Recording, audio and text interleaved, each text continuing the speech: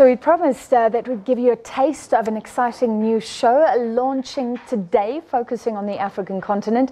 The debut African Perspective kicking off at 9:30 tonight. It will be anchored by Tsepiso Makwetla, who joins us in studio, also joined by our foreign editor, Sophie Mokoena. Welcome to you both and congratulations. Sophie, what is the aim of the show?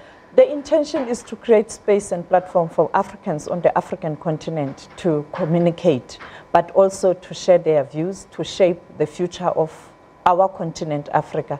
Let's talk, Africans. Let's share the views, but not only those who are on the continent, even Africans in the diaspora. And we are already reaching Africans all over this continent. So, yes. So it's an African broadcaster now doing what sometimes the internationals have been doing. Yes, we are the largest broadcaster on the continent. We go out to 50 African countries. And therefore, it is important that we don't just give them content, but we engage them, but also we reflect what's happening where they are. Are you excited, Tsepiso? I really am, Francis. It's always been something that SABC has been very steadfast about, really focusing the lens on African issues and the African people debating those issues, how they see them, telling their stories, and really reflecting the fact that there are myriad narratives in Africa, and we shouldn't assume that the Afrocentric view is also hegemonic, that people are agreeing on their views of certain stories that are topical issues, that it's not monolithic at all. So it's exciting, it's challenging, it's an ambitious project, but we are looking forward to Africans sharing their perspective, helping us bring the story to So the you will screens. welcome engagement, that's Absolutely. what Sophie was saying. How? It's going to be a viewer-driven show, so we'll be using social media before, as you said, it's every Wednesday evening. So before the show itself, we'll be asking people to share their views on what we'll be discussing, bringing those views on the television set, taking calls. It's going to be an active show.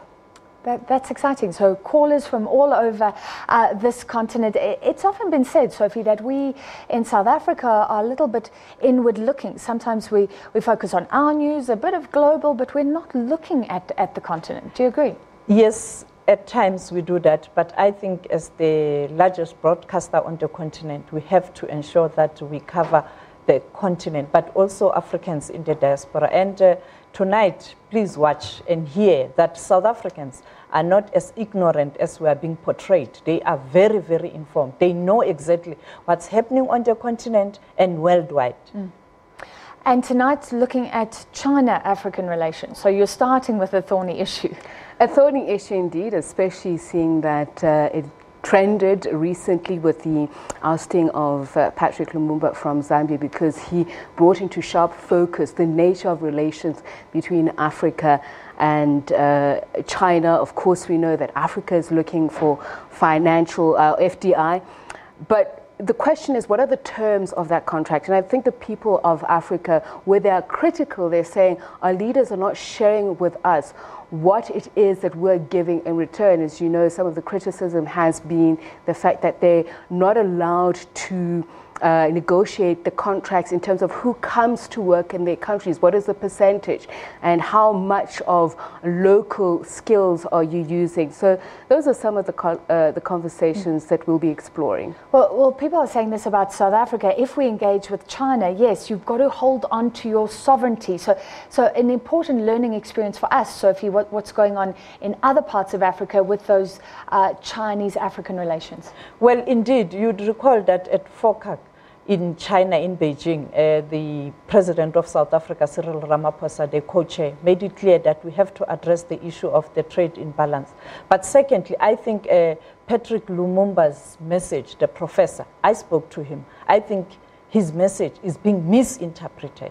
He is not condemning or against the relationship. He is saying we must know exactly what we want. We must have our own terms in terms of what we expect from China, contrary to what happened previously with our colonizers, where we were just consuming anything that was brought before us without even engaging the colonizers in terms of what we expect from them. And that was his message. But sometimes politicians can be unnecessarily sensitive.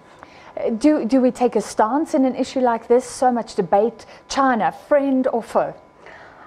It's not for us to take a stance. It's for the people of Africa to share their views. What is their outlook on some of these issues? And Sophie is absolutely right. What Patrick Lumumba was saying was that for politicians to win office, they need to debate the ideology. So people vote for those ideologies, that they understand what it is that they're promoting.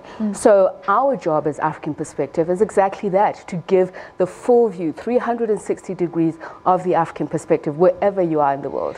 All right, so before you go, tell me about the future, Sophie. What's going to be covered? Unfortunately, hotspots coming up again, conflict zones. Do we focus on that or the positives? South Africa will be taking its seat at the Security Council.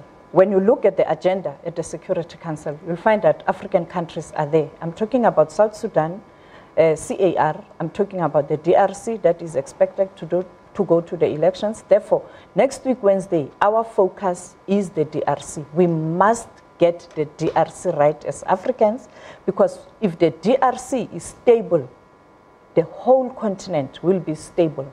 When you look at the natural resources in that country, when you look at water, the hydroelectric power, they can help us to electrify the entire continent. Therefore, we'll be focusing on peace and security, looking at the DRC, looking at the coming elections in December. Is the DRC ready for elections? And what sort of topics besides that do you look forward to getting into, Tsepiso?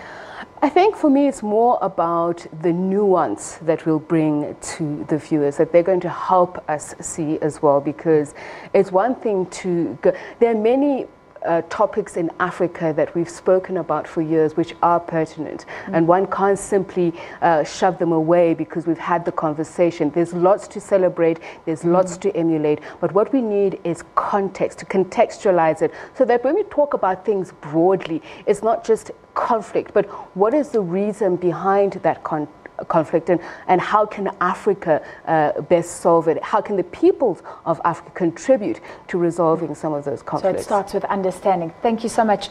And congrats. I hope it takes off wonderfully well. Tonight, we've already brought you some promotions looking at that tonight's show focusing on African-China relations. That was our foreign editor, Sophie Mokoena, and the anchor of African Perspective, Tsepiso Makwetla.